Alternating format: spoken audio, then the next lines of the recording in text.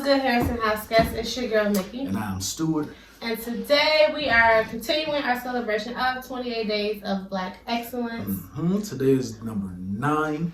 We got a really exciting person to discuss today. Yeah. But if you guys have not watched the last video, on day 8, we did talk about Miss Minnie Riperton, Chicago's own Minnie Riperton. So if you guys have not watched that video, please go back and check that video out. And then come back and learn a little bit about Miss Ruby Bridges. Yes. So, there is so much that you need to know about Ruby Bridges, especially if you have young African American children. Yes. It's just really a good thing to teach them because of the strength she had, the things that she endured as a child. When you not to cut you off, but when you talk about like bravery and you talk about just courage and sheer will and determination, like you have to discuss Ruby Bridges. You have to. Doing what she did and being the first to do what she did is like monumental. Even to this day, all these years later, like it's just to me something that we have to applaud. Yes, definitely. So, Ruby Nell Bridges was born September 8th, 1954. She's an American civil rights activist. She was the first African American child to desegregate an all-white school, all-white elementary school. It was William France Elementary School in New Orleans, Louisiana, and it's just crazy if you think about like everybody knows like the South, like you know what I'm saying, like in that time was just crazy. And Louisiana, New Orleans, Louisiana, that's deep South, like you know what I mean. And for her to do that at this period of time, it was crazy because you could imagine the things that she dealt with on a day-to-day basis, the things that were said to her. Even it's like pictures of her like coming in or going out of the school and you just seeing the people around her, like how everybody's looking, and just like it's just crazy, like just for one little girl to go through all that, and like we talked about in past videos, to get up every single day and just decide like I'm gonna do it again. I'm gonna do it again. And she was a child. It's not an adult we talking about. This was a child. So imagine like not only what she went through with her parents who made that decision to send her to this school. I believe that was in 1960. In 1960, she was 6 years old, and actually a member from the NAACP actually kind of talked to her parents about it, and her father was really against it in the beginning. He was like, no, kind of like, my baby, that's a lot to put on her. But her mom was like, no, we need this change, and what better way to do it than have her do it. So her mom really was kind of pushing for it. And then obviously her dad did agree, and they sent her to do this. But she was 6 years old. Like that's a lot to put on her. It's like, you know, like you was about to say, like it's a lot to put on a 6-year-old. And just think, for me, we have a 6-year-old. We do. A 6-year-old little girl, and it's like, would I, as a father, would I be brave enough to put my daughter through that situation? You know what I'm saying? Would I have what it takes to be there? Of course, I'm gonna be there for my baby, but like, I don't know if I will be able to do it with the class, and you know what I'm saying, that they did it with. But I don't know, man. Like that's a lot. Like that's tough.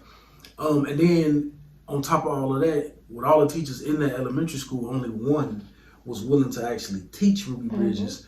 And her name, what was her name? It was Barbara. Barbara Henry. Okay. But yeah, Miss Barbara Henry. And then she was the only person in her class for a whole school year. Because basically it was like once she went into the school, as in Ruby, a lot of other, white families started taking their kids out the school. So there were other teachers there, but she was like the only teacher who said, okay, I'm going to teach Ruby. So she pretty much taught her as if like it was a classroom full of kids, but it was just her. And as time went on, other parents started to bring their kids into the schools, and she still was separate from them. And I believe they didn't like mix her in with other kids until like after the first year. So for that first year, it was just her and the teacher. So, yeah. And even that in itself, when you go to, for us, like we all been through elementary school, but one of the things about that you as a kid, you like going to school for is the interaction the with other socialization, kids. And to go there and to not have no interaction with kids your age and all of that. And it's just like, that's crazy. She was definitely a tough little girl. I know one thing is there was, it's documented plenty of places, but there was one lady who stood outside every morning. She went in and out and said, I'm going to poison you.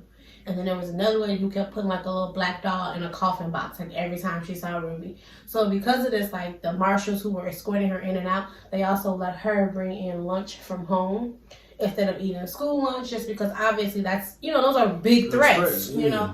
And just to ensure her safety, that was something that they agreed to do. So she didn't have to eat school lunch because she was really scared. As a child, because as a child, you for whatever someone says is true. Yeah. Like they're gonna do it. Especially coming from an adult, and that's my thing. Like, I don't know. As a father, like, I'm pretty sure, like all of y'all, like if y'all have kids, like that's the one thing in this world. You could be the most peaceful, the most calm person in the world, but if somebody attacks your baby, like the claws come out. Like, you know what I'm saying? It's like for me. I don't know, man. I don't know if I could do that with people, grown-ups threatening my child like that every day. That's a lot to deal with. That's a lot, man. What I wanted to mention was, I don't know if any of you are familiar with her story or anything like that, but there is a movie. It was made in 1998. It's starring Leo Rashad and Michael Beach. It is called Ruby's Bridges. And it's actually on the Disney streaming app right now, which you actually can't watch it, but you can find it in a lot of other places. Disney Plus? It's on Disney Plus? Yeah, Disney Plus. What did I say? No, you said Disney Plus. Oh, yeah, I'll Disney make sure I ain't missing something. It's on Disney Plus. It's a good movie for the family to watch and just sit down and really watch. Your kids may have questions and things like that for you, but it is on Disney, so it's family friendly. So just watch it. It's a lot of stuff in there, and it's really a testament to like really what she dealt with, and a lot of the things in there are actually things that happen. It's not like they tweak anything. It's really stuff you can actually watch the movie and go back and read the actual information of what happened. Like even with the lady with the doll and the coffin box and all that, it's all in the movie as well. Yeah. So I didn't know it was on there. We definitely gonna have to watch that with the kids. Yeah, exactly. But I mean, more positive things like I'm not sure if most people are aware, but the painting by Norman Rockwell called The Problem We All Live With, that was actually inspired by Ruby Bridges. She's the reason for that painting. 2011, Ruby Bridges did meet President Barack Obama. He was just, just basically thanking her for all that she had done, because basically, if she hadn't went through what she went through, then our kids probably wouldn't be in the situation that they are in now, being able to get decent education and stuff like that. So he was just thanking her for that, as well as the school, William Frantz Elementary School, is now, it is a statue of Ruby Bridges in their courtyard. So she's getting recognition, but we just wanted to make sure that as many people possible know who she is, and what she did and what she went through. And one other fun fact that I did kind of read while we were doing this, she does have 4 kids. She has 4 boys. She does a lot of like motivational speeches right now, but she's received all kind of numerous awards and things like that, but she primarily focuses on like speaking at like colleges and different universities, just about what she went through and things like that. And she just said she's a proud mom of her 4 boys. So that was something I found out that was really, really interesting, because of everything that she accomplished. Like she said, that's one of her biggest accomplishments. She's a mom of 4 boys. So I thought that was really dope. That's what's up. So. Well, that was our little information about Miss Ruby Bridges. If y'all, again, like we always say, if y'all know anything that we left out, or just any more important facts that you guys would like to be out there about Miss Ruby Bridges, please put those down in the comment section down below. Tomorrow we will be back to y'all with day 10 of our 28 days of celebrating Black excellence for Black History Month 2021. Yeah. I'm pretty sure baby gonna say not to tell y'all who we talking about tomorrow, but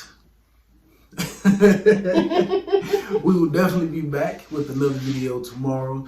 So in the meantime, in between time, we'll catch y'all later. Peace.